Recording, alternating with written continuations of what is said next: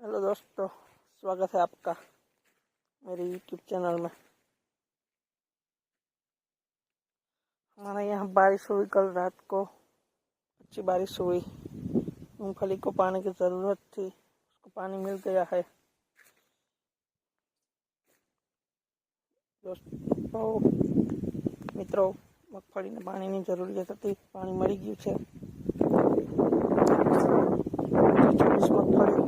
24 મગફળીનું વાવેતર વધારે હોય, હજી 24 મગફળી છે। ચાલી બાજુના ખેતરમાં 22 મગફળી છે। दोस्तों 22 मूंगफली का खेत है ये। चैनल सब्सक्राइब कीजिए, वीडियो को शेयर कीजिए। Thank you. कल मिलेंगे शॉर्ट वीडियो के साथ।